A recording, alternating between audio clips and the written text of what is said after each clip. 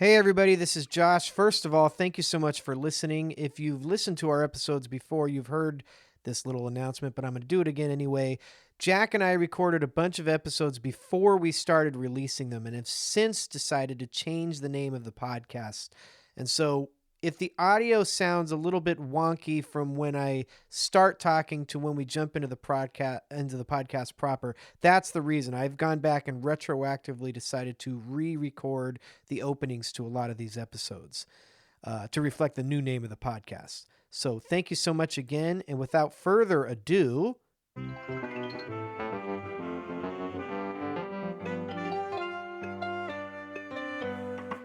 welcome to The Long List, a podcast where we celebrate movies and pop culture through the storied art of rankings. No wrong answers, no bad opinions. Hot takes are always encouraged.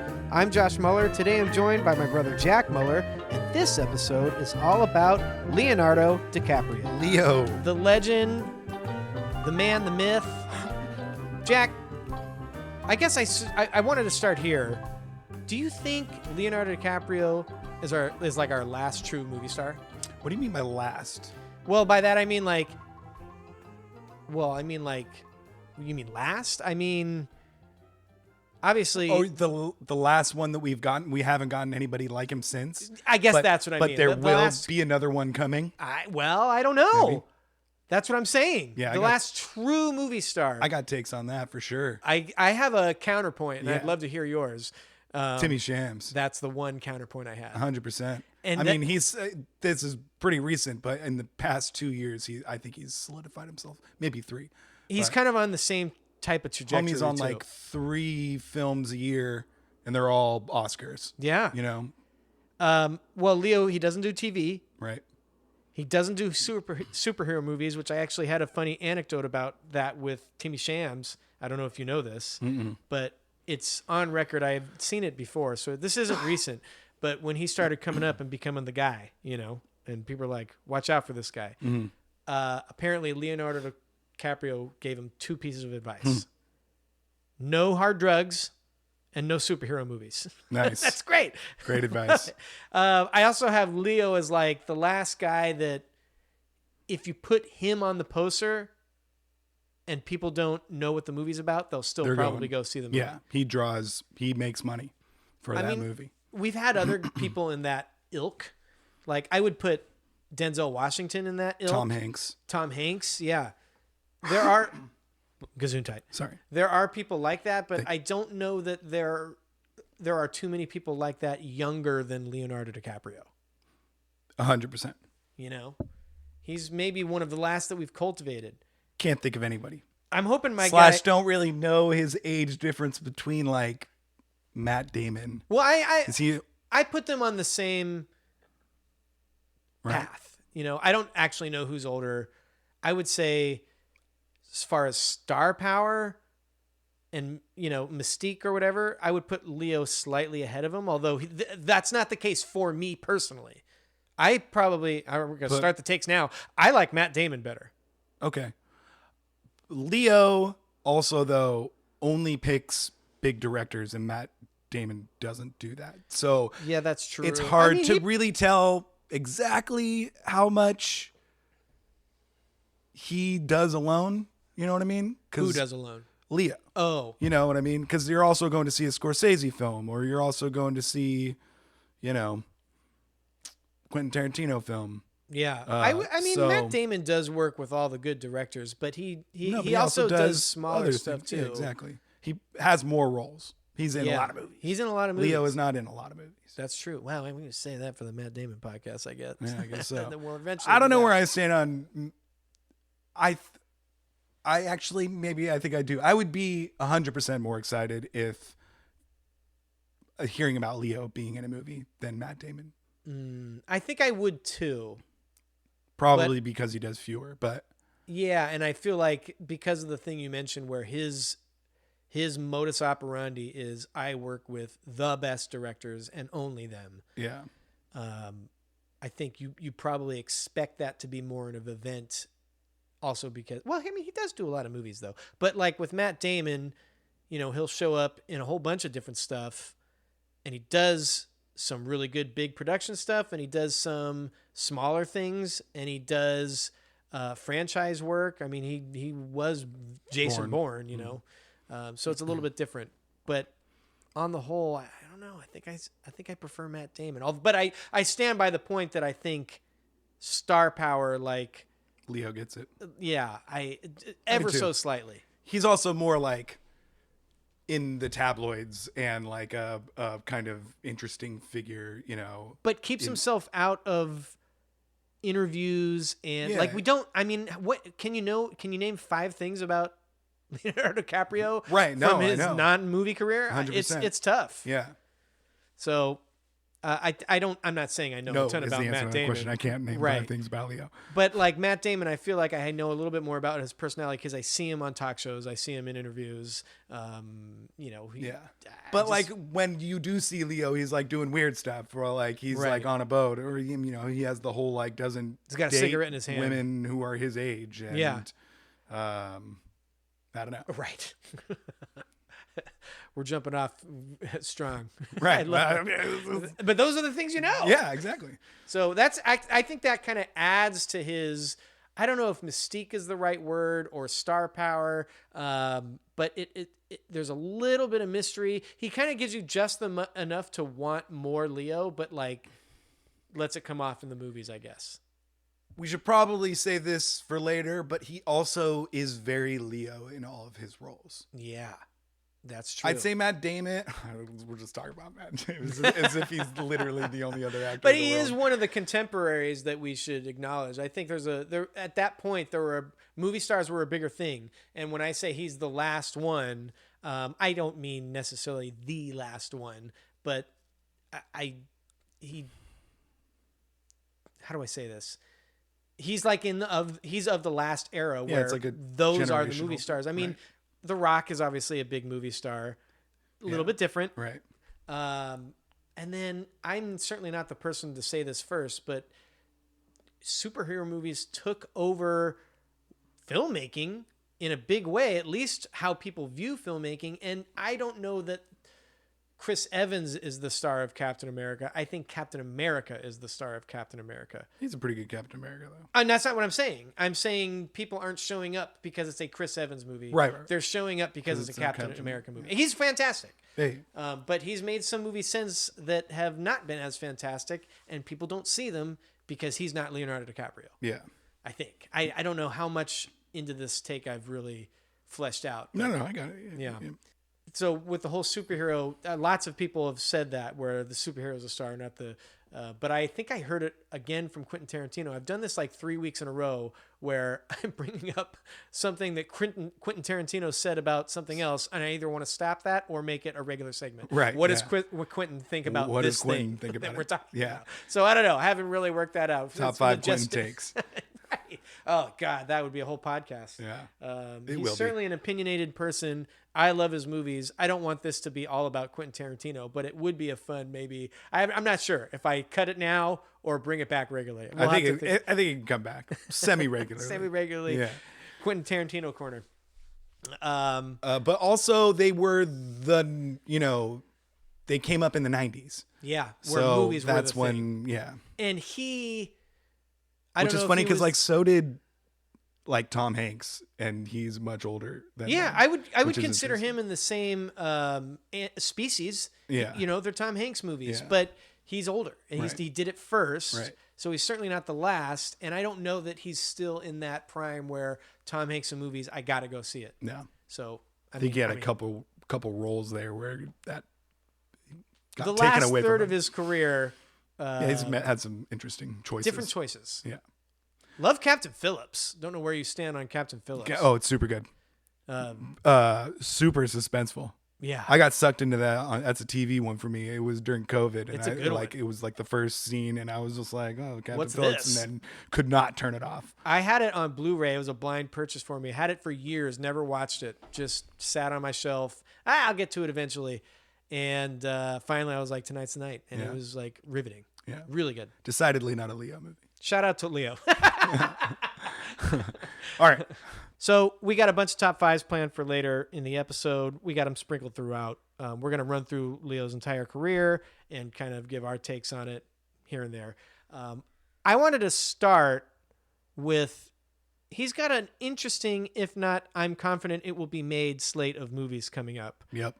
And so this isn't really you rank one and I rank one and we discuss. We're just going to go through I'm going to say the top 5 movies that I'm at least intrigued about, although I didn't properly rank them if that's the case. But let's just talk about what he's got coming up in future years. So number 1, this is the number 1 I'm most excited about. And it's the one that I'm for sure is happening. Yeah. So I want to talk about One Battle After Another. We've mentioned in another podcast, the new Paul Thomas Anderson movie coming up with Leonardo DiCaprio. Yep. The teaser just dropped this week. Yeah. And certainly didn't dull my excitement at all. No. Quite the opposite. But I also have more questions than answers. I have no idea what this movie's about. I hear it's a crime drama. It's based off of Vineland, which is a Thomas Pynchon, or how do you say his name? I think that's right. Novel. I haven't read it, and I'm certainly not going to before the movie. It's like a Northern California crime movie.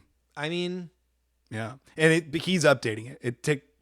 I think Reagan has like a big thing to do with it in the books, but this is. Is it contemporary times? Contemporary, yeah. Oh, see, I didn't even know that. Yeah, or at least more contemporary. I'm glad this was the cut of the trailer because, I mean, you and I love watching trailers, but I feel like these days they show. This is not a hot take. You're right. They show too much. Right. And I get it. Or it's just like crafted similarly. Even if they don't, sometimes you get like a they're very trailer formulaic. and you're like, okay, yeah. I get it. Even if it's like an indie one you're excited about, it's like. Yeah. I know PTA used to cut his own trailers. Yeah. I don't know if he still does. I don't know that either, but that would be sick if he does. So cool. Yeah. Which I would then, I mean, that gets me, I don't want to know too much. No. But and it didn't tell us anything. No, this one didn't. It showed a lot of firepower. Yeah. Not a lot of guns. And a couple Leo turning around with the sunset behind him or whatever. Yeah. I do, if he does cut his own trailers, I trust him to make an intriguing one where I won't know too much of the plot. So that's exciting. I'm looking forward to it. It's coming first out time later this year. Working together. So that's, Yeah, he was supposed to be in, maybe not supposed to be, but very close to being in Boogie Nights as the Dirk Diggler role. Nice. Interesting. But I think that went well. It did. And then he went and made a little movie called Titanic. Which will show up. Yeah. But is that why he like picked that over? I think so. Oh, okay. I don't know if it was ever officially like the role was ever offered to him. I just know he was far down the line of choices. That worked out in both. It really did. Mark Wahlberg's incredible in that movie. Yeah, he's so good. Yeah, so excited. You're right. They've never worked together. Yeah. It's coming out later this year. I heard it got delayed like a couple weeks. I don't really care. It's not that big of a deal. I'll be there opening night. Yep. Let's go together. I'm down. I mean, it's a date. How many? We've seen a few PTA movies together, I think. Certainly There Will Be Blood. Certainly There Will Be Blood. That was a long time ago, though. Yeah. Maybe we haven't. Well, yeah. I don't think we have. No, might be the only one. Well, we're going to remedy that this year. Next movie on the list. I don't know what it's called. Damien Chazelle's Evel Knievel biopic. Cool. I don't know. I have my doubts. I don't know if it will be made. I don't know if it will be good because biopics are scary to me. But I love Damien Chazelle movies. Right. So I'll be there. Right. Sounds like old Evel Knievel. I would think that for a biopic, I know strikingly little about Evel Knievel. Yeah, same. But I don't know. Anytime you hear biopic and there's an actor who's in his 50s, it's like, okay, well, what about the young stuff? Right. We're not doing the childhood too much. But I kind of like when quote unquote biopics will tell you this section of the story rather than. I don't know if I do like that. I mean, obviously there are good films that happens in. I don't think I would argue that they're not biopics though. That's fair. Yeah, that's why I did the quote unquote. Yeah. But I mean, we've talked about this before. Biopics these days, and I guess in the past, just scare me a little bit. They're either usually perfect and excellent or bad. And I don't know that there's a whole, or boring. Yeah. Or I don't know that there's a whole lot in the middle. Yeah. And anyway, Moving on. Save it for the biopics pod. Yeah. The next one I got is Hal, which is about, I guess, a dog, and he befriends a young wolf pup in the Canadian Rocky Mountains. Animated? I don't know. Okay. I actually Who's behind it? I don't know. Nice. Yeah. I have in my notes that seems like it would be an animated movie, but apparently they hired a dog wrangler or an animal wrangler for it. So okay. I guess that doesn't eliminate it from being an animated movie, but you never know. And then I got the Marty 3-pack. All right. So here's what I got. This is Martin Scorsese. Yeah. And who always is behind all of these movies that never hear about again. These are I would say our biggest question marks. Yeah. Okay. Also, let's call a spade. Marty's in his upper 80s at this point. At least mid 80s. Right. I don't know how many more movies he's got in him. I love the fact that he's still cranking them out. Yeah. And even though I haven't loved all of them, they're still very well made. So it's not like he's lost a touch or anything. But I hope he lives to be 150 and we keep getting Martin Scorsese movies. Yeah. But the fact is that these are all, probably multiple year-long projects. We'll see. So we got a Teddy Roosevelt biopic. I am shocked there's not already a Teddy Roosevelt biopic. Yeah. What an interesting dude. Definitely. Don't know that we need feel like that. Is Leo him? I would assume so. Yeah, I can get behind that. So can I. Yeah. Sounds great. Really interesting dude. We don't need to go into a whole history lesson on that, but if you Wikipedia Teddy Roosevelt's life, yeah, you're going to be like, how is this not a movie yet of all the ones that we've made? Definitely. Devil. How did we get J. Edgar before this? Right. That will not be showing up on any of my lists.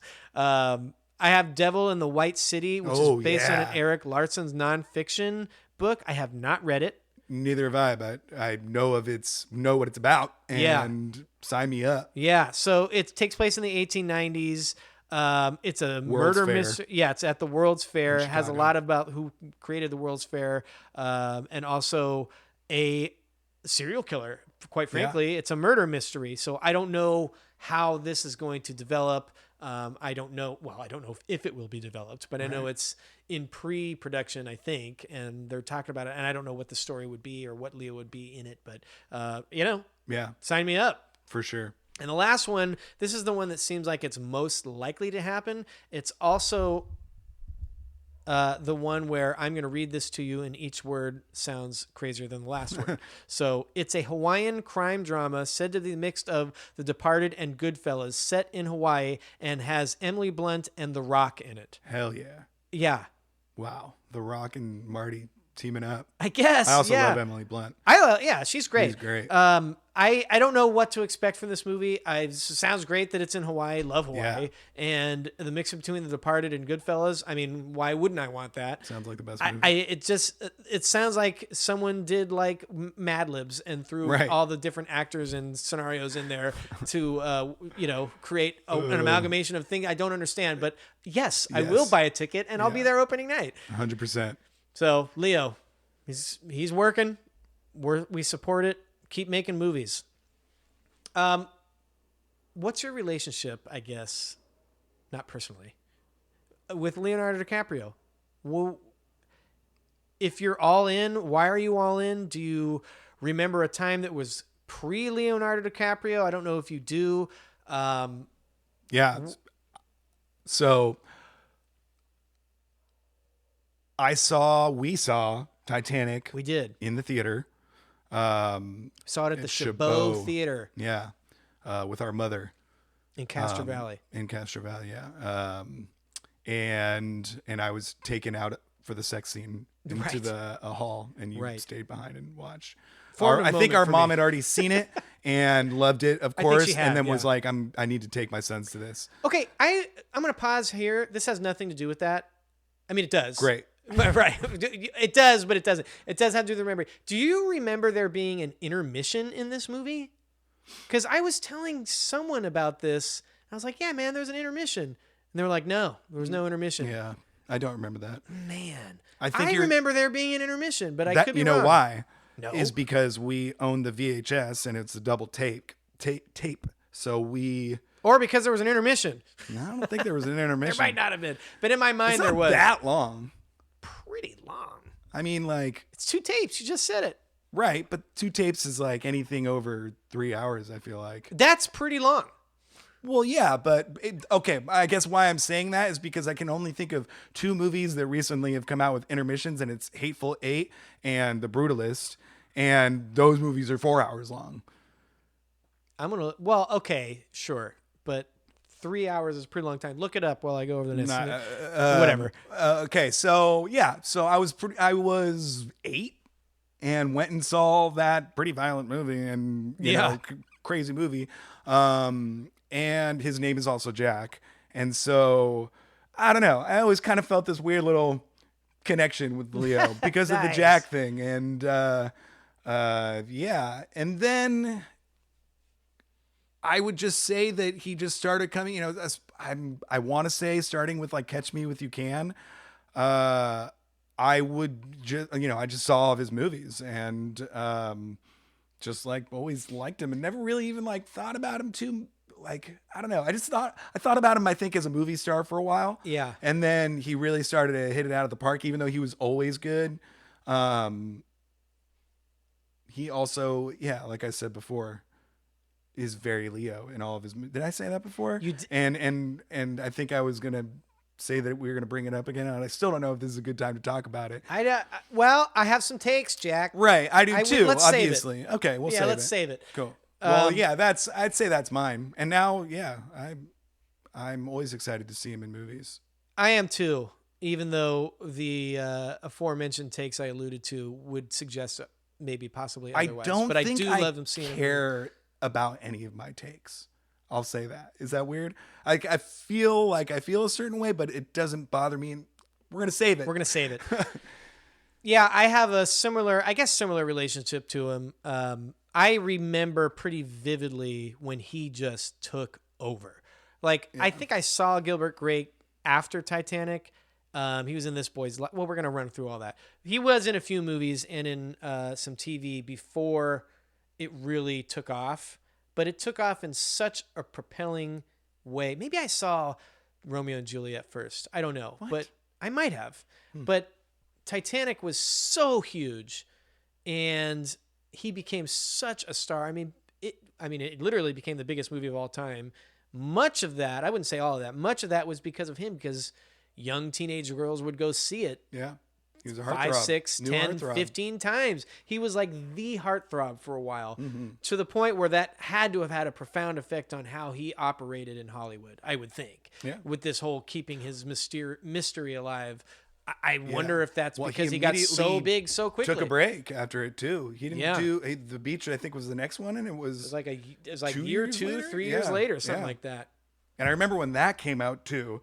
It was like, he's making a movie again. Yeah, and I was like, oh, it's that dude, and it was like this. It kind of seemed like it could be this like action adventure movie, and I'm like, oh. And then it was like, no, you can't see this movie. This is a lot of inappropriate things. And it was always this big mystery. I didn't know. Honestly, I just watched it for the first time recently. I still didn't know like half of the I didn't know what it was about. And I kind of always had this mystery like, oh, what happens in The Beach, you know? I think, all right, this is crazy. We were up in Sonora where our dad's side of the family lives, and it was Christmas time. And when year are we talking about? The year The Beach came out. Oh, okay. And yes, I follow.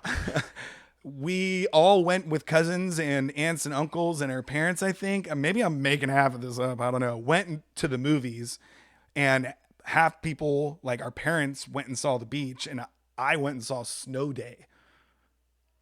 And that's a random memory I have too of The Beach. Wow. Continue. I don't know. I mean, I'm sure I went and saw Snow Day. What's going on in there? What's going on in The Beach? I don't remember. I saw it close to when it came out. I don't think I saw it in theaters, which would suggest I saw Snow Day. But I don't remember if I saw it in the theaters. I did see it later on. I don't even think it would have been appropriate for you at that age. Well, I would have been probably like 15. Yeah, never mind. But they wouldn't let me go see Rated R by myself, I don't think. Right. Who knows? Anyways. But I did see it later on VHS. I couldn't tell you a single thing that happens. I don't remember. I didn't revisit it for the podcast. You should rewatch it. It's pretty good. Okay, damn. Yeah. I mean, bad. it's a good watch. It's interesting. There's like weed field. Well, we'll probably talk about this later, but there's like weed fields, and like, you know, a secret little like society that lives on this island that they had to get to with a map, like a treasure map. And, there's like it's kind of like a fight club. Nobody talks about, like, nobody's supposed to know about the island. Whoa. But before he goes there, he like randomly tells like these one people about it. And man, I should have rewatched it. yeah. Well, we'll save it for Leo Part 2. But the point I was trying to make is, you know, he did Titanic, and it was like the biggest movie ever, and he became an icon, and it was an iconic movie.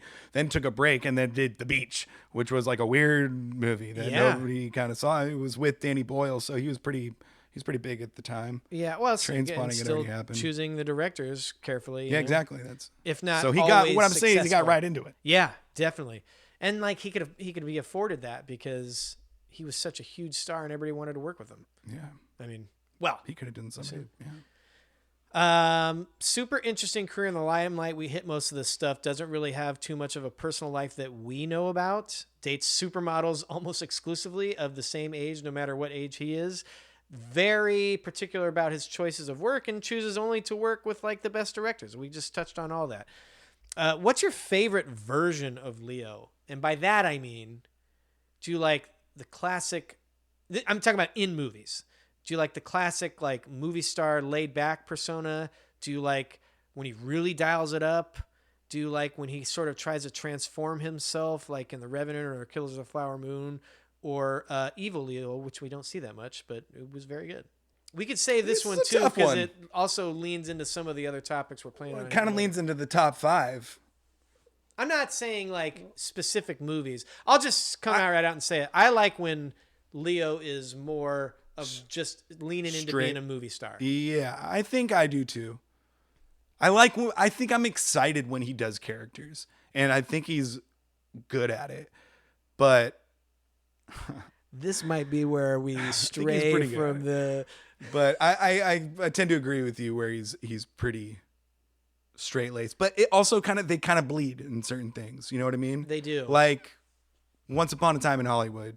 I would say that's the exception to my rule. But he kind of goes for it. He goes for it in certain parts. He has and it's an a little accent. character, yeah. It's a little bit different, but I do think he's wonderful in that movie. Yeah. So, how do you feel about? Well, maybe I can say this for later. I got a lot of stuff that I am assuming we're going to hit. I almost said maybe we should just get right into the big one and go backwards or something. But the big one, what? Oh, about the conversation? Talk of our. Like, we got to go through his filmography. Do you want to just dive right into the filmography and see what comes up? Okay. All right. Well, I meant let's do our top 5s. Now? Maybe. We could talk more freely about movies and our takes on them. Maybe. Nah. All right. What? We should do his filmography. All right. Let's go through the filmography. Honestly, I haven't looked at the docket in a little bit, so I don't really remember how long it goes down. Don't worry. I got us covered. Why don't we take a quick break and we'll come back and we'll just run through the filmography. I'm sure a lot of this stuff will come up. Sounds good.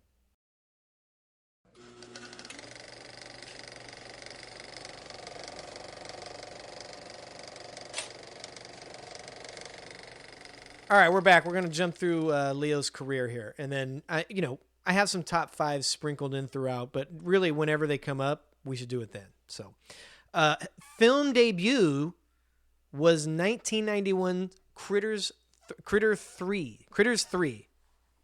Any Critters 3 thoughts? I don't think I've seen it. No, neither have I. Nice. But I remember not liking Critters in general as much as Gremlins. I was like more of a Gremlins guy. Critters guy. Couldn't agree more about a sentence that was ever said. I've seen. I don't even remember. I didn't even know you saw Critters. I was going to hit you with that, but I've seen it at least once. I think I saw it at our neighbor Aaron's house with Sam and Pete and all those dudes.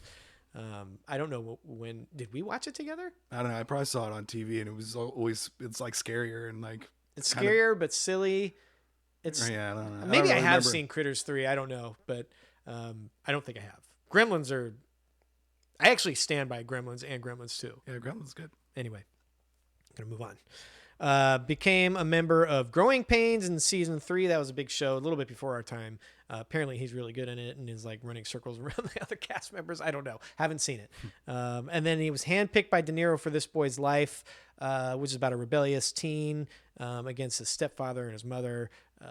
And then I'm not sure about this. This is just conjecture on my part, but you gotta think that because he worked with De Niro, that might have been at least the genesis of the connection between the future partnership of him and Marty. So who knows? But 1993 did What's Eating Gilbert Grape. That was kind of, a big success. He got nominated.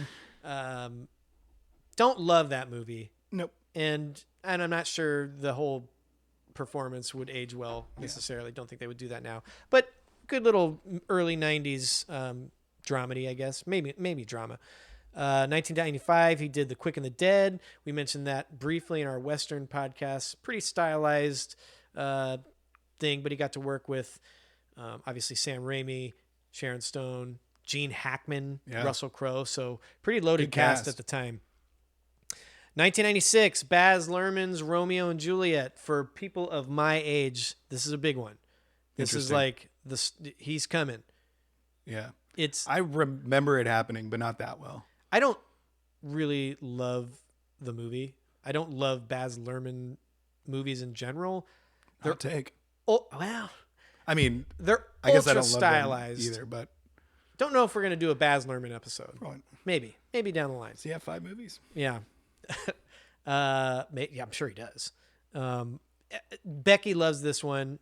He's like ultra heartthrob in this one. Yeah. So I get it. Yeah. This is not my favorite. That was 1996. And then we move into 1998. 7.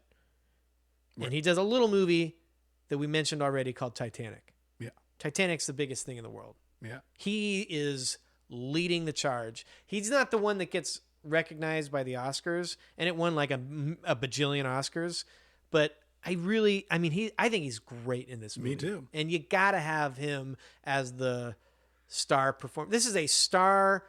I wouldn't even say making, because he was already a pretty big star in Romeo and Juliet. Like, he was a heartthrob. He's on the rise. This is it, man. Yeah, I also feel like it's when he really started to develop his acting style. Yeah. Probably Romeo. You see it in everything, like, because he kind of has his little things, but you could just, there's certain things in Titanic you're like, oh man, Leo just continued that sort of acting style or made similar decisions. Yeah, he's also got that thing that, possibly because he's so handsome, but there's certain actors that have this, and it doesn't necessarily matter if you're the best looking person on the planet or not, but they have like that tractor beam quality. Right. They're on the screen and I cannot stop watching you. And their chemistry is amazing. She's fantastic. She's amazing. It's like, would what if it wasn't Kate Winslet? Would he have been as successful without them being them? Because they were obviously extremely close during that. Yeah. And what if the movie was like a different type of movie? It was such a huge spectacle too. James Cameron, didn't mention him. He rarely misses. And sure. He doesn't. Well, I don't know if there is another version of this. You could make a Titanic movie, sure, but I think the reason why this one is so good is because it's scaling epic, where it covers everything and has historical figures in there, but is also a fictional romance. I couldn't agree more. Timeless. And it's everything about that put together, like you said. It's the small relationship that it's centered around, but it is delivered in a huge spectacle, right. And it's fucking awesome. Yeah. So if James Cameron doesn't do that movie, well, to your point, I don't know this, but I don't think he was just hired to make a Titanic movie. Right. I think he wanted to, and he's allowed to do whatever he wants. Right. But in a fictional world or another universe, if he doesn't make that movie and it's not as successful, who knows what happens to Leo. So really fantastic movie. Here's a little tidbit for you. Titanic was in the theater for 10 months. Sick. I don't how could you take it out? I don't know that. Most movies don't make 10 weeks. Some movies don't make 10 days anymore. Yeah, Jaws was a long time. Yeah. E.T. was a long time. I mean, it happened back then, and they also did that thing, in the 90s and earlier where, like, they would release it, and then I don't know if this happened for this movie, if it just stayed in the theaters, but they would release it, and then the Oscars would happen. Right. It would win all these awards, and then it would release it again. Now, Titanic is a different animal. It was probably so popular that they just didn't take it out. I don't know, but a lot of the smaller movies, just a year of a movie being in a theater. I mean, and people kept going, so they kept. Why take it out? Right. It was the first movie to make $1 billion with a B at the box office, which is. Again, still hard to do, but much more common, and this is the first one to do it. So crazy good. I love Titanic. Yeah, me too. All right, so from there on out, I have 1998. He did The Man in the Iron Mask, which sounds right, but I thought the next one was The Beach as well, and we already talked about that. Yeah. He probably had already filmed The Man in the Iron Mask by the time Titanic came out, so that was maybe the next one he actually made, even though it was released, shortly thereafter. Man in the Iron Mask, pretty good. Then The Beach, we talked about it. 2002, he does Gangs of New York and Catch Me If You Can. The Beach was the last one before those two? Yeah. That's crazy. Yeah. And he releases those two like back to back, in the winter of that year. Yeah, so they were like weeks apart, and competing for the Oscars and competing for the box office, and probably our two most celebrated American directors at the time. Right. Probably, maybe That's even huge. now. Yeah, that's crazy. Huge, big time win for Leo. Yeah, definitely. If we didn't have it in Titanic, we have it now. Well, although we did though, but now he's off working with great directors and. Yeah. He's the guy. And this is he's your first phone call. Yeah. Like I said, that's when I actually started watching his movies. Because I mean, like I said, I didn't watch The Beach, and Man in the Iron Mask I saw like on TV and stuff. But then, Gangs of New York and Catch Me If You Can were like essentially that was it. The next one after Titanic that I started watching. I love one of those movies. Yeah. I guess I don't want to blow the lead on our list. Yeah, what are your thoughts on Catch Me If You Can and Gangs of New York is kind of a mess. It's kind of not that good. It's not that good. It's and I don't even know if he's that good in it. Yeah. But, right. I mean, he's just kind of doing a thing in it, and Cameron Diaz is horrible, so how could he be that good with that sort of? And then you have like a shooting comet of Daniel Day-Lewis, who's amazing. Right. And really does like I can watch that movie because of him, and it's like the production design is great, and there's some great sequences. But it's a fun watch. Dies in the middle. Yeah, and it's a little clunky and very clunky. I don't know. It's just a mess. Yeah. Yeah. It doesn't totally work, but it is a fun watch. Then in 2004 we have The Aviator.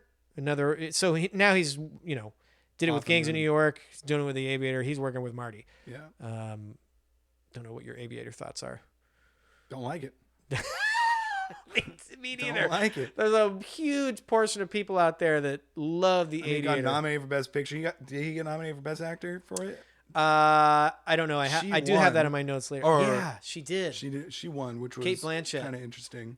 Kind of interesting as a how. I mean, so many people love that movie and love that performance. I don't like it, and I don't like the performance. No. I'm talking about Kate Blanchett. Yeah. Wonderful actress. I'm glad she has an Academy Award. She might even have two. I don't know. I'm glad she has one. I just don't think she's that good in it. Yeah. It's like a weird Katharine Hepburn imitation. There's a couple scenes where she goes beyond that, but it just takes me out of the movie. When I hear everything takes walking about like this. Nothing takes me into that movie. Yeah, it's not my favorite. Yeah. In fact, it's one of my least favorites. And that might be a hot take, but it doesn't sound as hot when we both agree. Other people love that movie. I don't know. It's not that good. Okay, well, right now we're into it. So 2006, Marty again, he works with him on The Departed. Yeah. That'll show up later for sure. And he does Blood Diamond too. Got the Oscar for Blood Diamond. Oscar nomination, I should say. Same studio. It was like a studio thing. It was like a trade. Oh, really? Yeah, it's the same studio as Blood Diamond. I think they wanted, I don't know if it was really for this, but wanted that to be promoted just as much. so they like went with that performance or Oh, something. like for the campaign trail? For the campaign trail. Interesting. That's another. I didn't revisit that one either, but I like that movie. But he's incredible. I didn't like it as I remember liking it at the time. I didn't love it, and it's pretty. I remember it being pretty brutal, darn right, and intense. Yeah, it's super brutal and really gnarly, really gnarly. It's downright like insane that he gets nominated for that instead of The Departed. I mean, okay, he's just I mean, he's good in it. He's great in it. His accent is all over. He's doing like a South African accent, and the first 15, 20 minutes, it literally sounds like.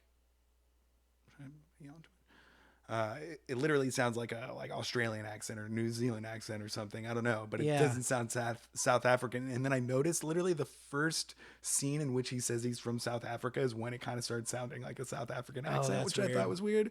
But he's like, it's a pretty good performance. But The Departed is just he's incredible. In The Departed, and that's my favorite Leo. Or I mean, like that sort of Leo. I think is my favorite sort of Leo. Well. We've kind of teased at it a few times. Maybe we should just do it now. But this is the one where he does all the things that I don't necessarily like, but this is where he's hitting on all cylinders. I love him in The Departed. This is the anti-argument to my future. I feel like he does his Leo things, but I feel like this is his kind of more restrained role. Well, maybe that's why I like it a bit more, because he's still going for it in a lot of scenes. You want to chop me up and feed me to the poor? Yeah. He's still going for it, but I think he's wonderful in this, and I think he's going for it in other movies. I mean, should we just do it now? How about you give me a handgun and a bottle of scotch, and I'll take care of myself? What does he say? I don't know, something like that. 2 pills? Yeah. He's great. That movie is great. What if that was a real threat? Think about that. Yeah, that's the thing. Yeah. So to your point, it's shocking that he didn't get nominated for The Departed, which also got Best Picture and Best Director. First time for Marty. Good job. Bad job by the Academy for waiting that long, but good job that he got it. And a well-decorated, highly Oscar movie that year, and he doesn't get nominated, and he's maybe the best part of that movie. I mean, everyone's wonderful, but it's great performances all around, pretty much all around. But he has to carry that movie emotionally. He carries the movie. He is the main character. Yeah. You could argue that Matt Damon, again, talking about Matt Damon, is like the co-lead, but it's Leo has to really work. And I think he has the flashier part, and I think he does great. Yeah. Sorry, I kind of interrupted you there. I don't remember what I was saying, but sounds good. He's excellent. Well, The Departed, it's going to show up later, I'm sure. Has a huge cast. Mm-hmm. Everybody's great. Big ensemble. Oh, I thought we were moving on. No. I'm leading us into our second top 5. And that is, he has a lot of great scenes with other actors in that movie and in other movies. So I wanted to talk about the top 5 performances by a fellow actor / scene partner / chemistry agent, whatever you want to call it, that Leo has worked with. You go first. I'm going first. So I have Jonah Hill in The Wolf of Wall Street. I have some problems with that movie. I don't like it as much as the internet tells me I should like it. Fine, whatever. But Jonah Hill and he work really well together and individually in that movie, so I got to go with Jonah Hill. He's great. Yeah. Next, I have Samuel L. in Django. Not a whole lot of screen time together, but they're both terrible and evil and despicable, and also clearly having the time of their lives filming this movie. Mm-hmm. So it's just, they just pop off the screen. Yeah. This might be a little low, especially because he won an Oscar, but I'm going Brad Pitt in Once Upon a Time in Hollywood. And I think they just are both being just movie stars in this movie. And it's just fantastic. I think that was probably the intention. It's got a great vibe to it throughout. Brad Pitt sort of holds the vibe. Leo does his thing. But when they're together, they just have chemistry. It feels like they've done 50 movies together. Kind of wish they have. Yeah. But it's great. Love that.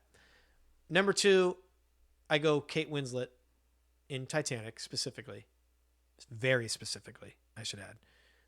And she's great, and their relationship make the whole movie. We touched on it; it's wonderful.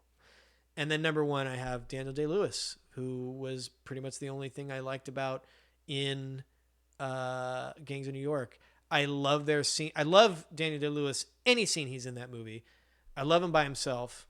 I love him with Leonardo DiCaprio, and I would venture to say he's the reason I love them with Leonardo DiCaprio, which is why I had to put him first, because I don't love Leo in that movie or the movie itself, but he's like the reason I watched that movie, and he's wonderful. So he's number one. I forgot about Daniel Day-Lewis. That's good. We'll have different top five. All right, I got Tom Hanks. Yeah. I think that he was my first cut. Yeah. I think that that's like one of my favorite parts about that movie. And Tom Hanks isn't like that great in it, but they just have really good banter. And it's like a cat and mouse game, and you got to have that fun interaction between the chaser and the chasee, and they got it. Yeah. Then I had Jonah Hill. Then I had I put Jack Nicholson. Oh, nice. Yeah. I thought about it. Yeah, and he also is questionable in that movie. Yeah. He's pretty unhinged, but I feel like their scenes together are really good. Yeah. I agree. I don't know if I would say Jack Nicholson's good in that movie. I wouldn't say he's bad. He's just like all over the place, but I kind of love that. Yeah. And that's one of the reasons I love The Departed, is because I get to watch Jack Nicholson be crazy. Again, I don't know if it's objectively good, but it's certainly fun. Yeah, it is fun. I think in more recent times I've just seen it a little more like overactory, or like it's just kind of, but like, and to be clear, I do not disagree. Right. No. But like, I think when I really started, I've seen The Departed probably more than any 700 times. Yeah, right, around there. And that was at the beginning of it, that was like one of my favorite things. Yeah, is Jack Nicholson just their scenes are great. Crazy. I love when it might even be their first introduction. It's not his character's introduction, because he has the opening monologue. Yeah. I don't know when else he would come up in the movie necessarily, but when he walks into the bar and Leo's sitting there, you know who I am? Yeah. And he's like, no. He's like, I don't know. It talks about, he just downplays the whole thing. Everything you wouldn't think to say to fucking Frank Costello. His name really Mr. French? No. Stop, Mr. French. Come with me. I'm not the cops. I'm not asking. So that's all good stuff. And then their last one is also super good. And which one's their last one? He's like drawing the rats. He's like drawing something. Oh yeah, when he confronts him about being the rat. He like spits on the drawing, and he like rubs it around on the rats. And then he leaves, and this is why I don't know if it's good, because he leaves and he's talking to Mr. French. Leo's talking to Mr. French, and then Jack Nicholson just comes back going, ooh, with his, you can't see what I'm doing, but yeah, he's got the sign up. And then he walks behind him and says one more thing. It's really weird, but it's funny weird. And it's good. I have a good time. Oh, man. And then I did Kate number 2, yeah. And I did Brad number 1. Yeah. Just because that's the movie. And I love Once Upon a Time from Hollywood. I don't disagree. Loved it the first time, loved it even more the second time. Yeah. And for different reasons. I got to focus on kind of their performances and their like relationship more. Yeah. Just because I knew. I honestly want to watch it a third time. I feel like I really liked it the first time. Thought I was gonna really love it and fully get it the second time, and I didn't. But I liked it the same. And I'm ready for I think I'm missing something, and at some point it's just gonna click into place and be like an all timer for me. You know, but it hasn't yet. I think I totally forgot about him and Homegirl and Killers of the Flower Moon. Wow, I did too. That definitely bumps Tom Hanks off, and might even go above Jonah Hill for me. That probably bumps Samuel L. Jackson, not because. I mean, I had that at number 4, but they're really not in it very much. Yeah. That would bump either that or Jonah Hill for me. I forgot. Man. Wow. She's great. She's amazing. And she's the best part of that movie, 100%. I would. And their relationship, but it's really kind of just her. But like, man, their first. She is like she's great at doing the opposite of what Leo does, and that she's really being very minimalistic acting, and it's really wonderful. Letting her screen presence do the talking. It's just fantastic. Really great character. Their first scene together, or that dinner scene together. I think it's their. I don't know if it's their first scene together, but it's when Lily Gladstone. Yeah, Lily Gladstone. Mm-hmm. She's great. Didn't win the Oscar. Who did? Emma Stone.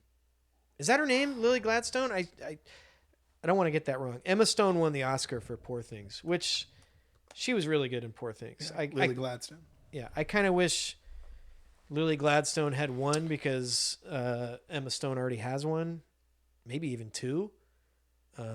But hey. Yeah, I remember she was good. I watched. I'm not mad. I watched Killers first, and we saw it together in the theaters. Yeah, we did see that one in the theaters. We walked out of there being like, she's winning Best Actress. She's it. And then I watched Poor Things like the day before the Oscar. I literally think it was the day before the Oscars. I was like, oh, maybe. Yeah, I saw Poor Things in the theaters too, but after Killers, and I definitely was like, ooh, yeah. She's pretty good. Pretty good performance. I don't love either of those movies, but they were both great in it. Yeah. They were the best parts of both of those movies. They certainly were. All right, moving on. 2008, we got Body of Lies, which is a really... You gave your last one, right? Oh, yeah, because Lily Gladstone, we both forgot. That was bad job by us. Yeah. 2008, Body of Lies, Ridley Scott. I did not know that was a Ridley Scott movie. There's a whole podcast of topics of Ridley Scott movies that I did not know were Ridley Scott movies. There's a lot of them. And then he also did Revolutionary Road by Sam Mendes in 2008. Mendes? I've always said Mendes. You're probably right. Again, bad job by me. No, you're good. Although I'm not... Yeah, I feel like I've heard it said like that, though. I was more saying it like, oh shit, I've been saying it wrong the whole time. Continuing on. Revolutionary Road, man. I might have some takes there too. I don't know if now's the time. Well, sure, now's the time. Yeah. I haven't seen it in a while. The one Leo movie the one like really big one that I had to watch for this podcast. I hadn't seen it before. And gotta say, did not like it. Yeah. Just like depressing. Really depressing. At the end of the movie, I don't even know like what message are we trying to glean from this? I don't even remember the ending of the movie. Well, doesn't she like kill him? No, she tries to. Herself? She tries to have an abortion, but does it? They keep saying 12 weeks is the cutoff, and for whatever reason she waits after the 12 weeks and then does it and then dies. Yeah. And it's just like, man, and they're just like screaming at each other the whole time. Yeah, they're just screaming the whole time. It's just rough. And I don't really they're planning on going to Paris, and then they don't go to Paris cuz he gets a raise and she gets pregnant, and they're like, we can't do it now. And I'm like, I don't know why that's true. There's literally like nothing enjoyable in that movie. No. There's like no side character that's good, or a side plot, or like they're both cheating on each other. It's like in a kind of ugly not an ugly neighborhood, but it's like a nice neighborhood, but it's boring. It's very boring. The city scenes are boring. It's a little heavy-handed too, with like, this is an emotional movie and you should cry. Yeah. Don't love that. And yeah, it's just like, so this is maybe a good time to talk about this. I don't love his performance either, because he's either speaking quietly or screaming. Yeah. And nothing I guess in between. This is us talking about it. Leo, yeah, let's go. He does some overacting. Even though talking about it here is a little like, sounds a little gnarly. Honestly, like some of his overacting I think works personally. I do too. But he has a Leo thing where he squints his eyes and he yells at the top of his lungs. Screams. And it's just like, there's other ways to do this. A very similar expression a lot of the times. Yeah, there's not a lot of nuance when I saw him do it angry. in the beach, and he's like, well, I don't know, like 18 or I don't know, he's probably older than that, but seeing him do it as like a young man is pretty funny. It's like, hey, that's the facial, Leo move. That's the Leo move. Yeah, I went on a walk we went on a family walk yesterday, and I was kind of running by Becky the thought process of this podcast, and I was like, I got some takes, I'm kind of half baked on them. I'm not really sure if they're fully fleshed out. And then we watched the movie. I was like, yeah, he kind of just goes from 0 to 100 all the time. Yeah. And I don't know. I wish there were some more nuanced speeds for him, I guess. And I will say he has a surprising knack at picking characters who that kind of works for. Yeah. I mean, his characters are often strung out. You think about Jordan, Wolf of Wall Street. Always on drugs. Yes. The Revenant, I mean, he's getting eaten by a bear. So, he's going through, he's like dying essentially the entire movie. He's literally insane in Shutter Island. And in The Aviator. Fucking, and not that sane in Inception or The Departed. Yeah. Very troubled characters. A lot of drugs in The Departed. He's always a troubled character, like really. Yeah, well that's all fine and good. You know what? Have you seen Don't Look Up? I have not. He's pretty good at that. That was another one that I was like, I might get to it. People told me it was bad. I was like, maybe if I get to it. Oh, man, I feel bad because it's on Netflix. I could easily have watched it. I think I really liked him in that movie. I wish I kind of had a better memory, but I remember not like loving the movie, but yeah, but thinking like he was like really good in it, as well as Timmy Shams.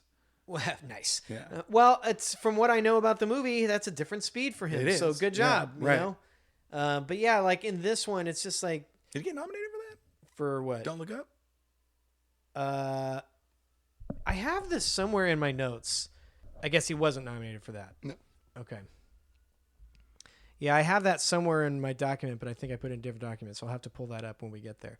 And I had that coming up. Yeah. When he won his Oscar talk.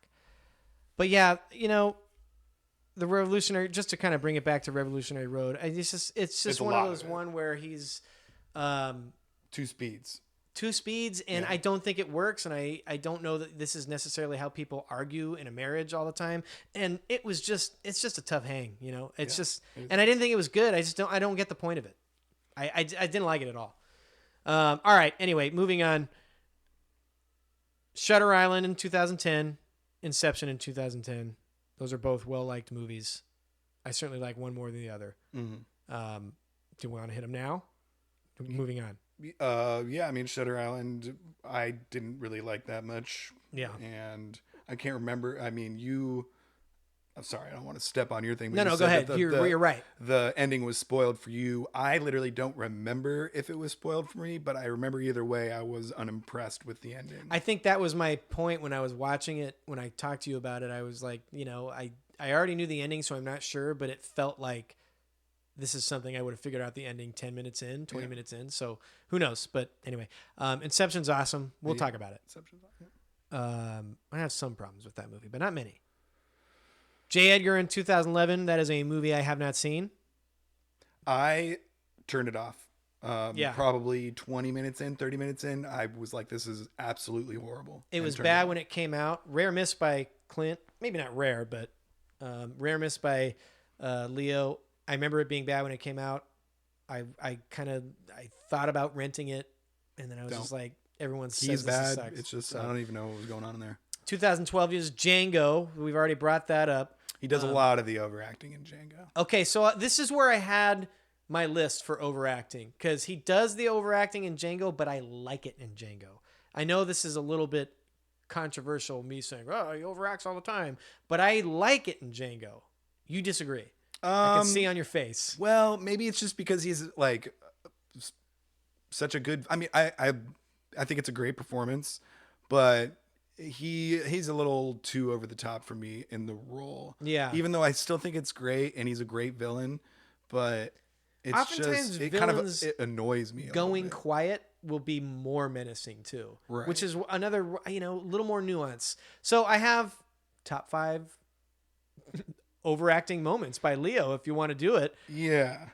No. Yeah, I don't know. I'm sorry. I kind of like mine was a little more around Leo drama, like crazy. I guess it's kind of the same thing. Well, I mean, explain your list and then do your list. No, it's okay if it's different. Probably a good thing.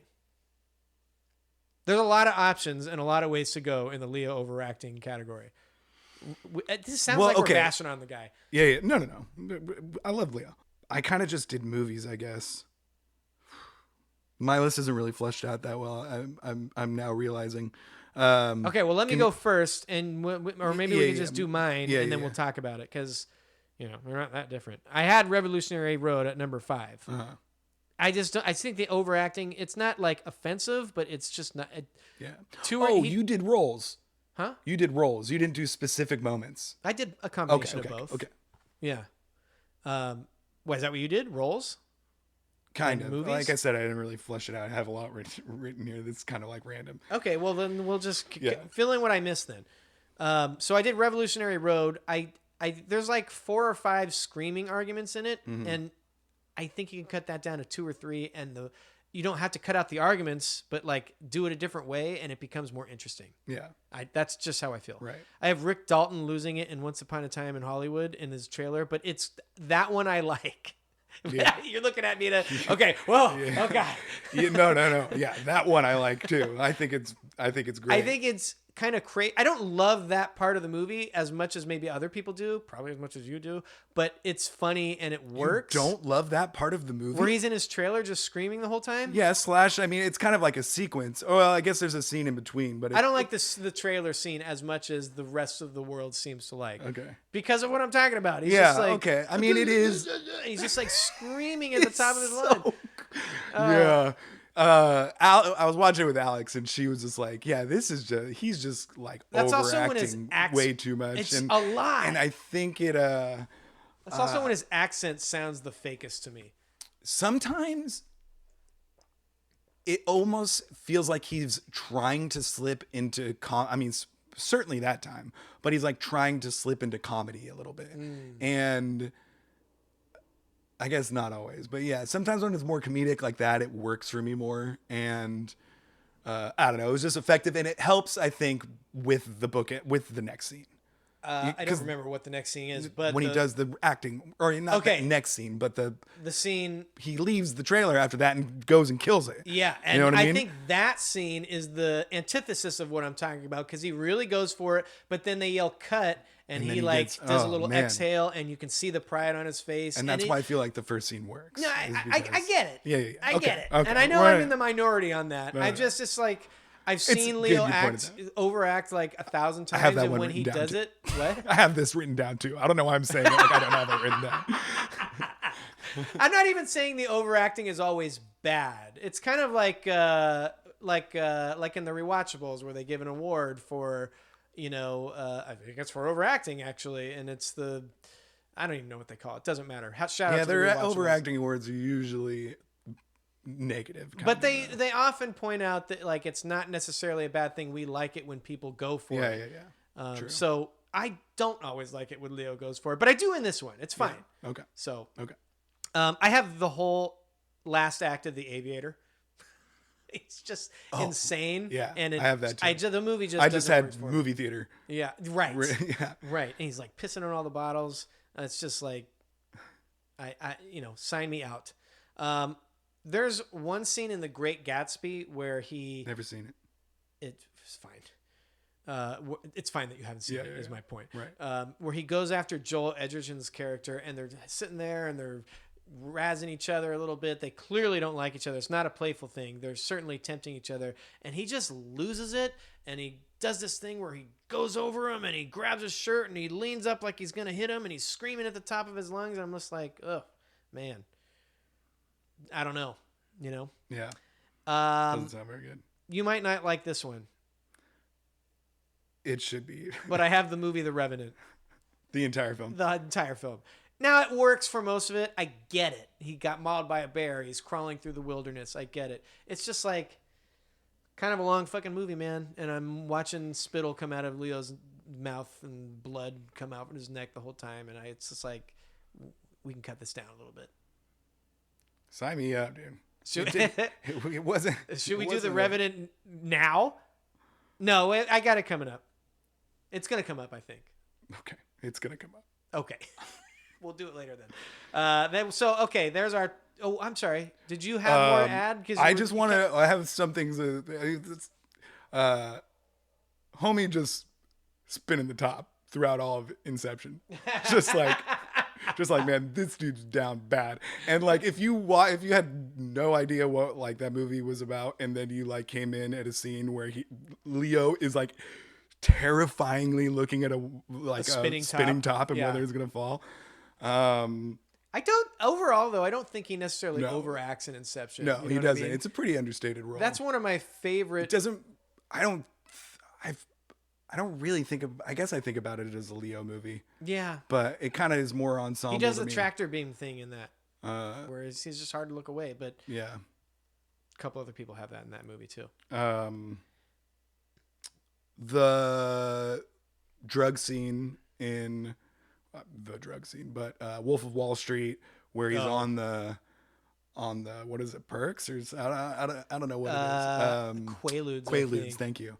Yeah, I mean, and it's obviously supposed to be crazy and ridiculous, but it might be a little too much, or it's like it like Leo doing it takes me out for some reason, or like some decisions made in that throws me off a little bit, even though I love that scene. Yeah. Also, they have one fight that is he's going full Leo, where he's like on the bed and he's like throwing a tantrum. That one's real. That one is pretty gnarly. Yeah. That's a good one. I think I just moved that out of my mind because the whole movie is just so over the top. But yeah, you're right. And then I had down Django because he does a lot of it in that. I feel and also, and this is more Leo being Leo, I think, but the water rising scene in Titanic. There's not really him going full like over. It's not overacting. It's more like, this is Leo. Yeah, you know what I mean. He's very Leo in that scene. Yeah, he is. Yeah, good one. Yeah. He's kind of a one of one. I feel like, do I want to say he's a little overrated as an actor? You do want to say that. I think that's your main take here. I love him as a movie star. I love his movies. I'm glad he has an Oscar. And I'm like only I said, slightly, but he just, I just wish there were a couple more. It's just like speeds. Usually kind of makes sense. It does.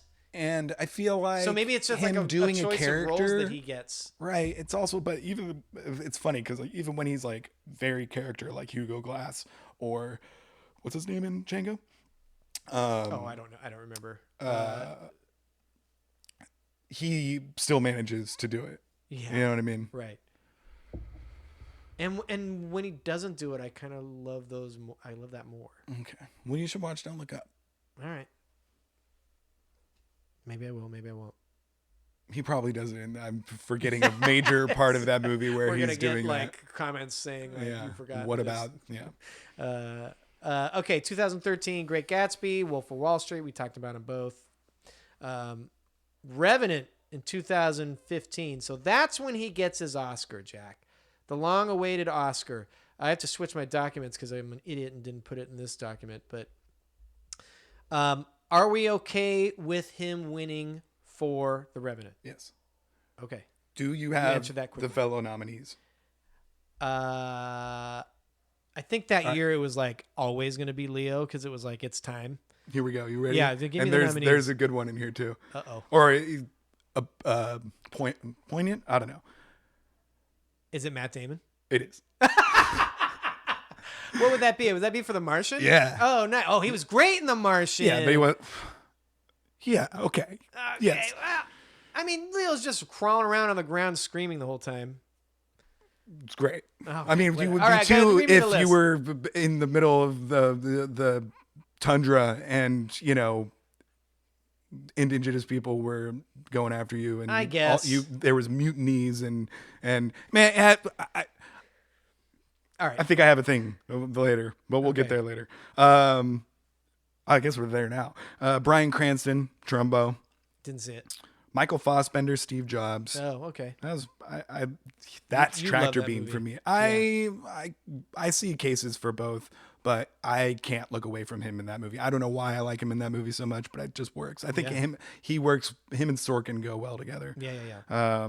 And Eddie Rainman for The Danish Girl. Whatever. Who gets it? I'm fine with Leo getting it. If Josh Mueller were voting by himself, I would probably choose The Martian and Matt Damon. All right. But I'm fine with it. I mean, he needs an Oscar. I love that it came down to him, and that's great. And honestly, it's like we planned it that way. And it's exactly what we're trying. It's like the most overacting of overacting, and the most he's pretty understated. And he's just being Matt Damon on screen, and it's great. Yeah. I get it. I get it with The Revenant. I'm not saying it's I'm not saying it's bad. I'm not saying he's bad in it. It's just a lot, and I don't need it. I don't know. I don't know if I want to get my Revenant takes. In what world does I just don't see a world in which The Revenant isn't like exactly what we're kind of looking for in a movie. Well, I don't know where it falls off for you, I guess. And it is super long, but it's that type of movie. You know what I mean? Is it though? Okay, here's my take. I think The Revenant either need to give me more character development with somebody, anybody, any of them, all of them, or make it like an hour and a half taut procedural revenge thriller set in the West.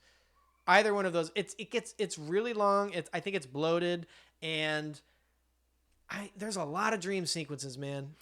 And I know you like the trippy stuff. Yeah, but I don't like dream sequences. The dream sequences, there's just a lot of them. It's a lot of him seeing his wife, and she's upside down sometimes, and she's bleeding sometimes. It's why don't we go to a couple flashbacks and actually get some characterization if we're going to do that? And if we're not going to do that, cut it out, man. Let's move this thing along. Yeah. So that's my biggest problem with The Revenant. And then I don't love the end fight scene. What? That's too long? Too long, and we're moving around. Oh yeah, I guess it ends really 3 times. Bloody. You think it's about to be done, and then it keeps going. And there's maybe I should rewatch that movie. Dialogue, quote unquote, between the two characters that don't land, and I probably like Tom the idea Hardy's of that character in general. And then at the end, he's he doesn't kill him because I guess he doesn't want to get revenge, and he thinks, I forget what the main line of the movie is, but he's God will judge you or something. And he sees the, I think it's the Arikara tribe that's been tracking him the whole time, and he ends up saving his daughter, and he shoves Tom Hardy into the river across to them, and then they kill him. But I can't remember a moment where they don't like Tom Hardy, or Tom Hardy did something to that tribe to warrant him knowing that would. It was just a weird, clunky ending. It's why either you do it, or how do you know that they're going to do that? Yeah, I don't know. It's just it didn't work for me. So, but there are parts of that movie, the big action set pieces are great. Yeah. And the cinematography is great, and the scenery is great. Love the little vignette where he meets the dude who helps him out and heals him, the other Pawnee guy. I was just thinking about that. But then that guy gets hanged, and I'm why did that guy have to get hanged? Because we already knew those guys were bad because they kidnapped and were, sexually assaulting the daughter of the other chief. So why do we need to hang? It's just some of it I don't get. He's good. I get it.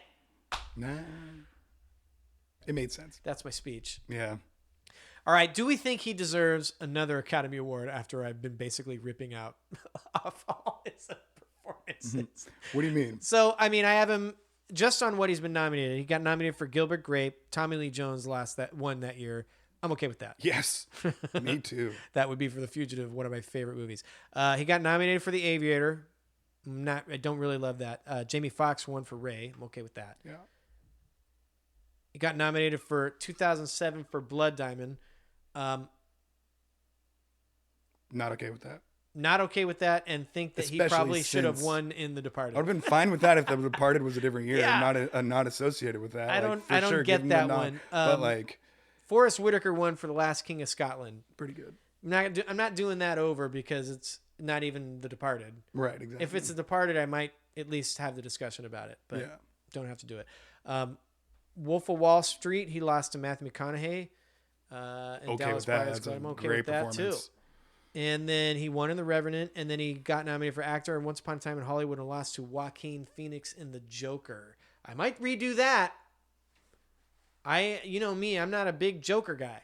Well, let me rephrase. I'm not a big Joker the movie person. Yeah. I love the character of the Joker. Possibly some personal biases towards how they handled that character in that movie. But, you know, I mean, he's great, but I could see Leo winning that. Your other nominees are Jonathan Pryce for The Two Popes. Don't think so. Antonio Banderas for Pain and Glory. I don't even know what that is. And Adam Driver for Marriage Story, which I think there's a compelling I was just thinking about there. Marriage Story when we were talking about Revolutionary Road. Yeah. I think there's a compelling argument for Adam Driver. I didn't see that. After seeing Revolutionary Road, I was like, that looks like Revolutionary Road. I'm out. But he's great in Once Upon a Time in Hollywood. He is. You say Joaquin Phoenix if we do it over.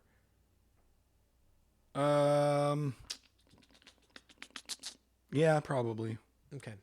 I don't know. Joker, it's hard for me to even put myself back there.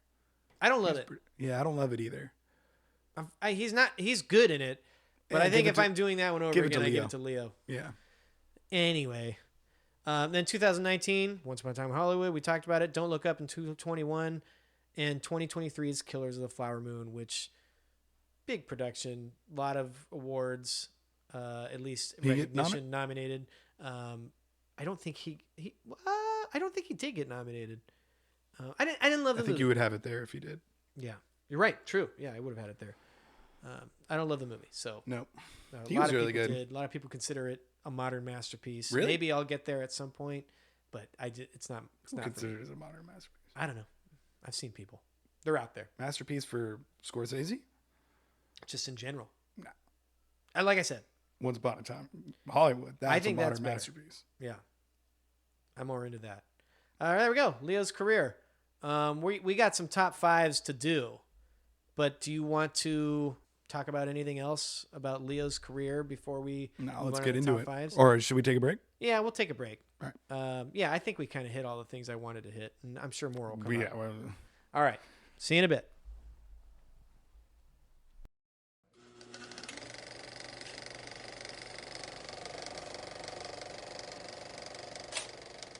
All right, we're back. We're heading into the big top fives for Leo. Do you want to do? We kind of talked about this off air. Do you want to lead with performances and then just hit Leo movies afterwards, or come up with a consensus? Performances first. How do you want to do this? Do we want to start with our semi-secret top five, which I know and have prepared? Or do you want to end with that? You're cool with as like a palate cleanser, or do it now because it's fun?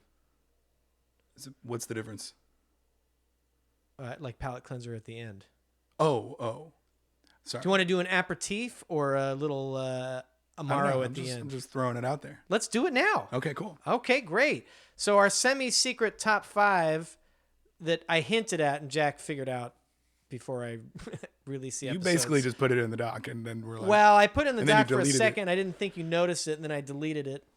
And it turns out you did notice it and prepared for it. So I have top five Leo characters that you would like to get a beer with.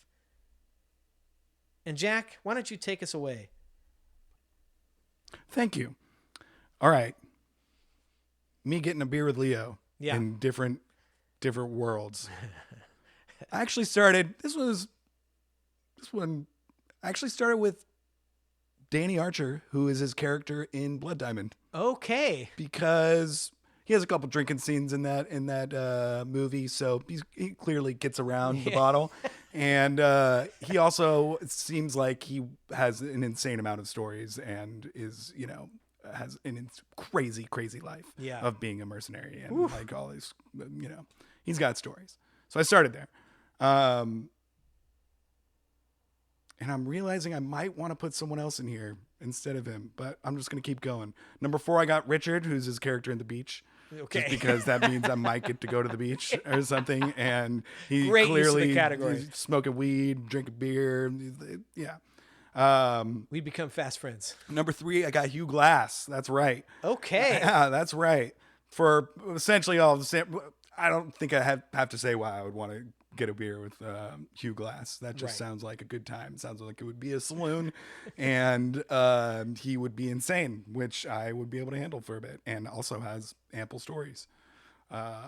Number 2, I got Jordan Belfort. Yeah.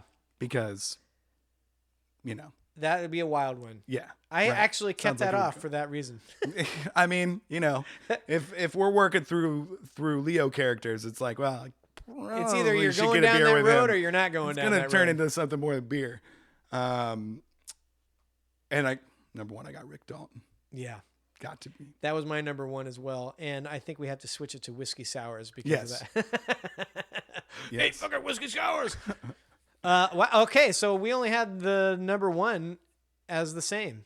So mine's a little bit different. I struggled whether to put this one on there because I think he's probably underaged and we don't support that, at least not on record. But I'm going with Romeo.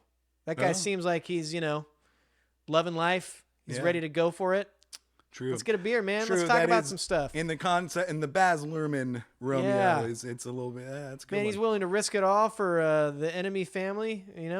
Sounds like a guy I'd like to at least hear what his side of life is about. Right. Next, I got Howard Hughes for similar reasons as Mr. Blood Diamond. I'm sure that guy's got some stories. Right, true. He'll probably pick up the bill. Yeah. We like that. Yeah. He also could be a just big time asshole. So I don't know, but I put Howard Hughes. The peeing in the jars thing is kind of what missing. I hope I'm getting him before that. Right. Yeah. So early Howard Hughes. I got Gatsby. Yeah. Similar reasons. Big partier. Right. Gonna pick up the bill. Seen it, so I can it's going to be a great time. It's probably going to be at his house. It's going to be crazy. Mm-hmm. Tobey Maguire might be there. So, I had Jack Dawson.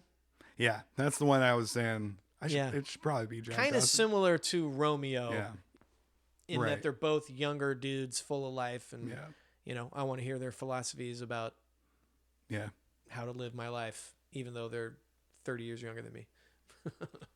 And then number one, I had Rick Dalton. Got to do that. Got to do Rick Dalton. I want to go to like a place. I want to go to the place they go to in Once Upon a Time in Hollywood, which I can't remember right now, but I've been there. The what? The restaurant with Al Pacino. Yeah. I can't think of it. I'll think of it in a second. Or just really anywhere. Any sort of like grimy LA place. Oh yeah, his house too. Yeah. Sign me up. up. His pool. Help him with his lines. Chilling. Yeah, exactly. Yeah, good one. Rick fucking Dalton. Rick fucking, remember that. You're Rick fucking Dalton. Ad-lib line. Really? That was an ad-lib line and something a big movie star told him when he was young. Tight. I don't know who it is, but said that you're Brad fucking Pitt. Oh, it's awesome. Yeah. All right, Jack. Let's get down to it. There might be some differences. There might not.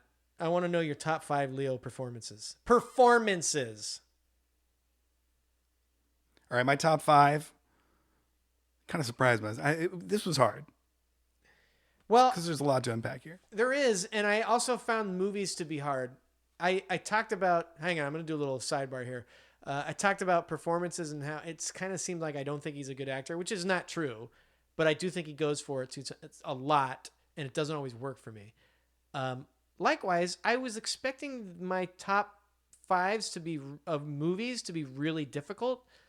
And when I got down to it, I didn't think there were as many that were really competing. Now, the ones that were competing were really competing. I have some tough cuts, but like the gap between 7 or 8 and 9 or 10 or wherever I had the gap was a wide one. Mm-hmm.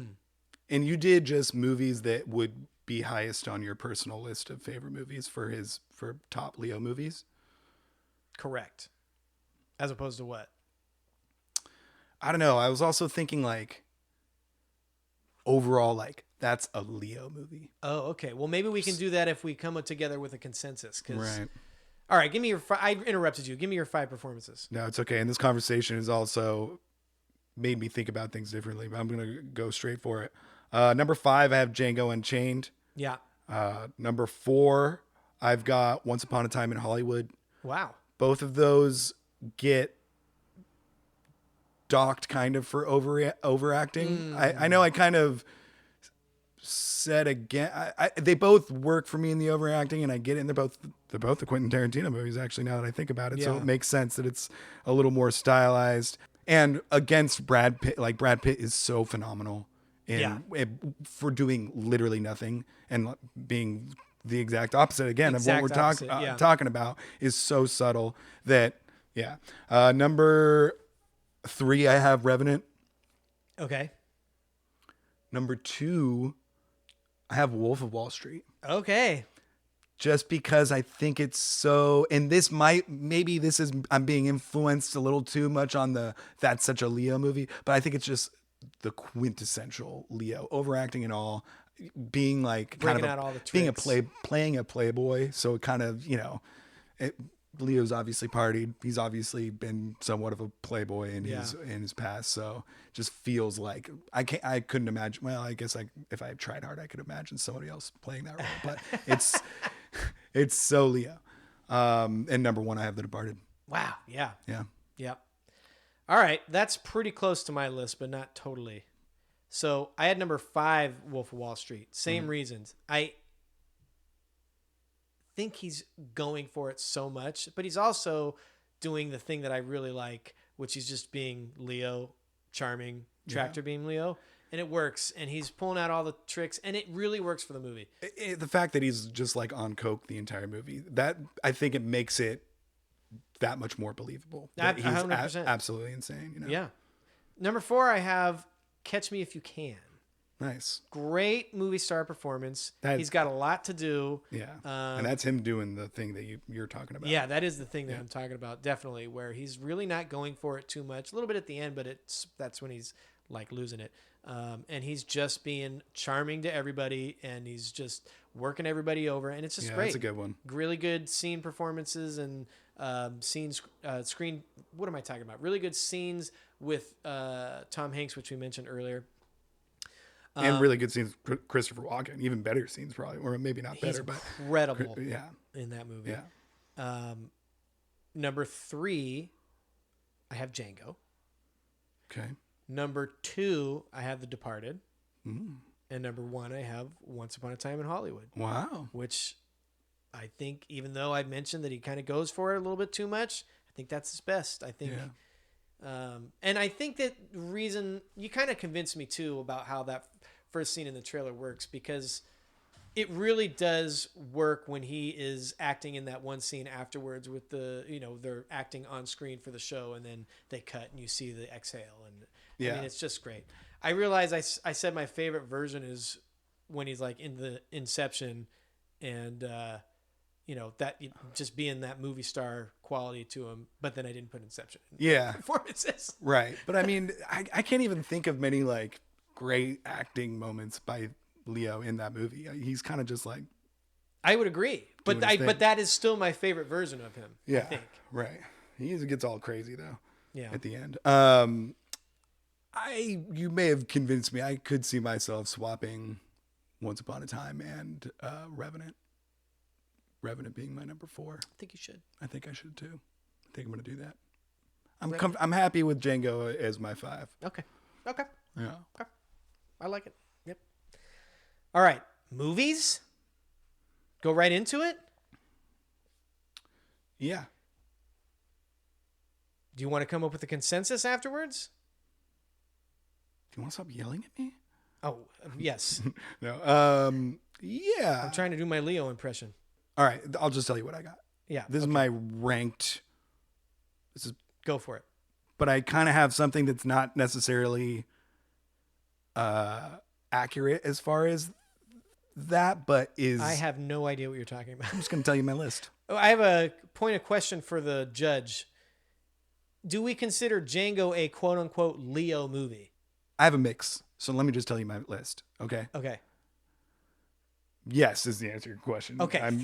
I'm not saying it's a Leo movie, but I'm saying it would. Okay. Django's my number 5. Okay. Oh, wait. No. I'm sorry. No. Inception is my number 5. Inception's number 5. Okay. Yeah. Django's my number 4. All right. The Departed is my number 3. Wow. I have Titanic is my number 2, but that is me saying that's like a Leo movie. It's got it, as far as him. I see what that's you're the saying. one that kind of like doesn't necessarily go, because I don't think I would put Titanic in my top movies before or after, or before The Departed. I think you would rank Departed higher. Is what you're saying. And Django higher, but I'm just putting Titanic as number 2. I see. Yeah. Okay. And I'm putting Once Upon a Time number 1. Okay. Because I think that film is might be one of my favorite. I don't know. Wow. Might be my number one, Quentin. Wow. Well, actually, I don't think that's as hot a take as the years go by. It's a different pod. Yeah, we'll save it for the Quentin pod. Yeah, my list is really similar. Okay, I have Inception 5, Catch Me If You Can. These are my favorites. Okay. Inception 5, Catch Me If You Can 4, Once Upon a Time 3, Titanic 2, The Departed 1. And The Departed 1. So we just switched. We just swapped. And I don't have... The top 3 were kind of wish-washy switched there. Yeah. I really like Once Upon a Time in Hollywood. Titanic I still think is... It needs to be... beat, but Departed is so much fun. Yeah, it's really good. I just watched it last night. Did I tell you that? I think so. I watched it last night. It was great. So that's different than let's do what we did for the Fincher pod. I think The Departed is it's becoming more of a fun watch. Like, I mean, of course, that's what it's fun watch action movie for me. And, you know, it's leaving my brain as like some masterful masterclass in cinema. I think I agree. And yet I still have so much fun watching it. Yeah. And there's a lot of great filmmaking going on. Yeah. 100%. Even though it's bizarre and it's like, what am I watching right now at times? Because it's edited weird and like, there's scenes within scenes that have no crazy soundtrack. Yeah. Crazy soundtrack. And it sounds like Once Upon a Time has sort of vaulted itself into the rare air of this is a masterpiece level for you. Yeah. For me, it hasn't yet, although I thought it would on my second viewing, and I'm still open to the idea that it will on my third viewing. It just hasn't done it yet. So I don't know that I would consider The Departed a masterpiece, but I just have so much fun watching. I know exactly what you're talking about, but I still The Departed is my favorite Scorsese film. I don't think that's too hot a take. Okay. I mean, a little. I know, a little bit. I'm wink, wink, nudge, nudge. Yeah. There he is. Get him. I got you. Put him over there, boys. So yeah, but so do we want to do then what we did with the Fincher pod and try to come up with a consensus? I think we can. Yeah, sure. Sounds like we were pretty close. I think we are pretty close. What do we put number one? I think Titanic is number one. Okay. If we're doing the movies by which Leonardo DiCaprio will be remembered by, I think Titanic is still number one. Yeah. What else do you think is on there? Once Upon a Time. Yep. And The Departed. I agree. I would probably say Wolf. Because okay. I just think it's pretty Leo iconic, but I could, No, I'm okay with that. I would also say that Inception probably has to be on there because it's such a huge. We haven't even really talked about that movie yet. I know. But like I said, I just I just kind of forget that it's a Leo movie. Or that's fine. Maybe that's the argument that it shouldn't be on there. I'm just saying, like, in the younger film fan it's world, one of the biggest it is films like Citizen Kane to some people. Right. Yeah. It's certainly not that to me. I like the movie a lot, but it has a lot of flaws. Nolan flaws. It's Nolan. It's Nolan being Nolan to a T. It is. He sets it, the premise is great. The first half hour is just banger second after banger second, and then when you really kind of think about what's going on, then it kind of falls apart a little bit, and then it falls apart a little bit at the end. Mm-hmm. Not to the detriment of the movie. The movie's great. I love watching. I just rewatched it for this week for this episode, but all the things that I thought about it before, I still think about it, and that's fine. It's a great movie. It's just not the film of our time like some people think it is. But I do think it's very popular. Know what I would do in place of it, because I wouldn't do Django, because that's not really a don't Leo really feel movie. like it's a Leo movie. It's a pretty iconic character, but and then you go beyond that, like Catch Me If You Can's great, but like I don't think it has the same grip hold over film fandom as Inception does. At least not today. I agree. I mean, Killers of the Flower Moon, I could see it maybe getting there, but I didn't. No. I've seen it twice now. I don't love it. I don't think it's holding the same grip either. Yeah, so it might have to be Inception. I mean, he won for The Revenant. We do. We do have to mention that. And he is, I mean, that is a Leo movie. Yeah. It's like all him. That's a fair point. I think if you're making the Leo Hall of Fame, that does have to be in there. So what would you cut out? Sometimes I like to think, this is weird, I like to think of which costume by itself, like, would you be able to like put in front of someone and they would be like, that's Leo. You know what I mean? Oh, well, the Revenant one is easy. He's just wearing a bunch of bear furs. Well, no, I'm just saying, like, as a way, I feel like I've done this with other actors and trying to think of like their most iconic things is in costume design or something. Okay. But I don't know. Yeah. Well, that But honestly, the bear one might not make it because you could be like, that could be from any movie. Whereas, like, what about him in the pilot suit for Catch Me If You Can or something? Or yeah. That's pretty iconic. The Leo or the, Jack Dawson is obviously up there. Okay. So I think gotta be in there. Titanic. Gotta be in there. Departed. Okay. I think Revenant, because he won the Oscar, I'm okay with that being. I don't want to put it number 3. Got to be in there. But I think it's got to be Wall Street. No. So then, are you thinking Once Upon a Time is out? No, what was the other one? That was just 4. Oh, Inception would be okay. Is it 5 movies shooting for 6 spots? Yeah. Yes. We're okay with Catch Me If You Can being out. Shutter Island's out. Django's obviously out. We talked about that. Gatsby. You're either swapping. Yeah. I think you're either swapping Revenant or Inception. And I think you make a compelling case for the Revenant. Both in that I think Inception works if it's not Leo. Yeah. Inception is like a Christopher Nolan movie. That's fair. But the Revenant, I don't think well, it probably works if there's another actor, but that's his Oscar winner. Right. And you got to put it in there. Yeah. All right. There's also Inarritu's Oscar winner, right? Didn't he win for that? I think he won director. I don't think he won picture. No, yeah, that's what I mean. It probably. Yeah. That sounds right. It does. All right. Well, so top 5 then. Revenant at 5. Yeah. Wolf of Wall Street. Wolf of Wall Street 4. Yeah.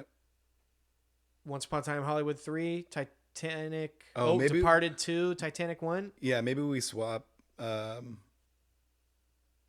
Upon a Time and Wolf of Wall Street for iconic Leo movies. Yeah. I guess so, because Wolf of Wall Street has lived up. It's certainly lived on and has been out longer. But I like Once Upon a Time in Hollywood more by a lot. Yeah. I don't love Wolf of Wall Street. I don't love it either. But well, this is our list. So that's what we're doing then. Revenant 5. Wolf 4. Hollywood 3. Departed 2. Titanic 1. I like it. There it is. That's our definitive Leo Hall of Fame top 5 list, even though they're not our personal top 5s. All right. There you go. Leo. Yeah. He's a good one. You had some takes. You came in with some takes. I like it. Yeah. I don't disagree. I just think, and I think it's part of the star power thing that you're talking about, but it rarely bothers me when he's going for it. And to round out my opinion, I don't think it is. One way to say it is, I don't think it is ever ruined a performance. You might with The Revenant. No, not with The Revenant. I don't think it ruined it. It's just like I don't need to watch it for 2.5 hours. Yeah, it's long. I guess to round out my point is, I think he's a great actor. I wish he would. I wish he had a couple different speeds that he readily used rather than 5 miles an hour or 95 miles an hour. Mm-hmm. And my favorite version of him is when he is not trying quite as hard, even though some of the ones where he tries really hard are still kind of works. But I guess my other point is that he's made a lot of them which I don't like as much. Yeah. Like, I'm not a huge Shutter Island guy. I'm not a huge Body of Lies guy or Blood Diamond guy, or didn't even see J. Edgar and a couple of these other ones. I don't love Killers of the Flower Moon as much, you know. So he's wonderful. I'll still see every movie he ever makes. Leo, we love him. He's My guy. One of a dying breed of a true movie star. Right. Who will be the next Leo? Yeah. Hopefully the Chalamet will continue. Right. And he'll kind of bear the next torch. Let us know if you pick Matt Damon or Leo. Damon or Leo. That's. We'll be doing a Matt Damon episode at some point for sure. Yeah. And maybe I won't have as many. Honestly, we probably should have opened it up a little more, like a couple more actors in there. But we went pretty hard on those are the only two. He was the good avatar by which we wanted to compare Leo's career. Yeah. Man. But yeah, almost for a second there, it was like a Matt Damon podcast. Right. It was. So anyway, tell us what your top 5s are on all the categories. We'd love to hear from you. Tell us how we're wrong. Tell us how we're right. We'll probably maybe listen. Tell us what you want to hear next. Tell us what actor you might want to hear next, because we're going to be bringing up actors regularly over a rotation. So open the floor to discussion. Yeah, open the floor to discussion if you have someone that you really want us to talk about. So have a good one. Thanks for listening. Thank you, Anything on the way out, Jack? No, that was fun. Do we tease next week? Yeah.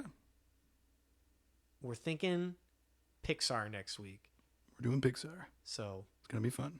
A little bit of a different, not really a genre or an actor or a director. But studio. Yeah, studio, and just like a different thing to do. So that's I think of a couple more studios we could do eventually. Yeah, and there's also probably franchises we'll end up doing. Yeah. I mean, we got some thoughts, but that's what we're thinking about for next week. Yep. Jack, it's been fun. It has been. I'll talk to you soon.